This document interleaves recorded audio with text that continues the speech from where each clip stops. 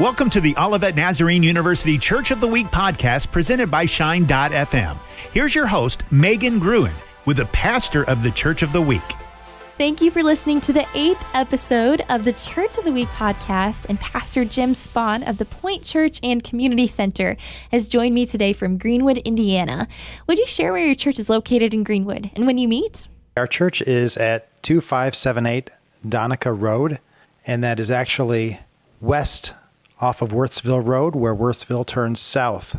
We are right there in the middle of a wonderful neighborhood. We meet on Sundays at 9 a.m. for a traditional hymn service, and then at 11 a.m. with a more contemporary service. Thank you, Pastor Jim. What do you like best about the Point Church and Community Center, or what makes it different from other churches? Well, we sit in kind of a contemporary setting. Our church doesn't really look on the inside what it feels like on the outside. It's a newer building, but with concrete floors and a lot more contemporary setting. I like that nature, but at its heart, we're really a traditional, loving, small, generous church. Most of our congregation serves one another and their community in whatever way God's gifted them. We have a larger percentage of people who serve in a variety of ways and give of themselves, and it's a wonderful thing to see. We don't grow by just small groups because we're a smaller church. Really, by being a smaller church, the entire congregation has the opportunity to be investors in each other, whether it's in their faith or in their life. And I love that. I love that this atmosphere offers a relaxed and flexible opportunity for us and into something that's sometimes a little bit more rigid when we think about worship. And that opens up a lot for people to live and love a little bit more like Jesus, I think. So as your members live and love like Jesus, what is the mission statement of your church? You know, that's funny. I've been here for 2 years, and I have yet to see a mission statement anywhere.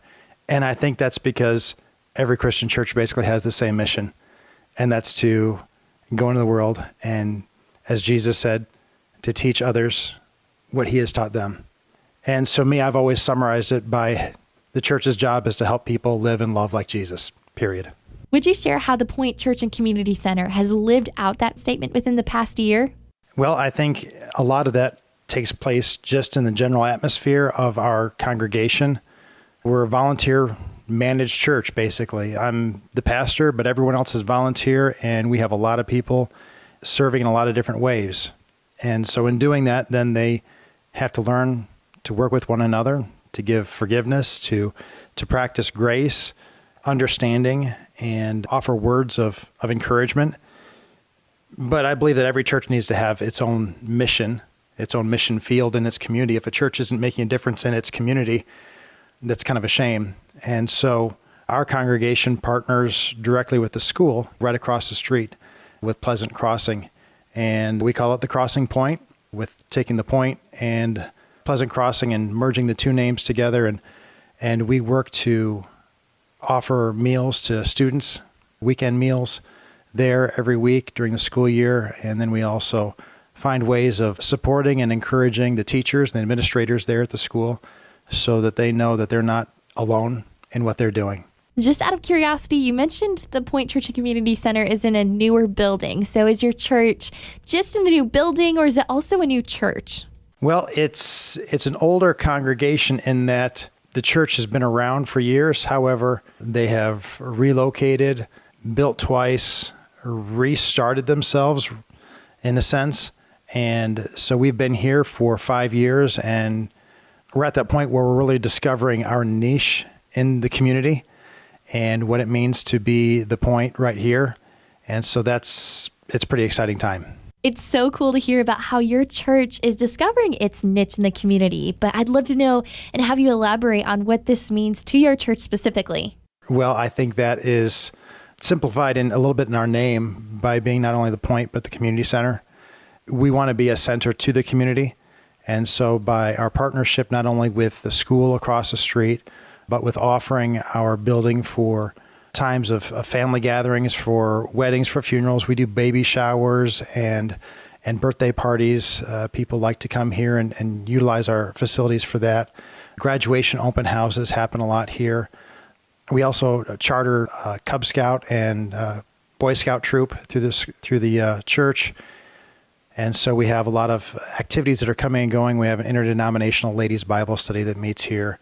We just want to be a place, a hub, if you will, where people can come and they can positively influence family, their community, and know that that can be centered around Jesus and should be. Thank you, Pastor Jim. I have one more question for you.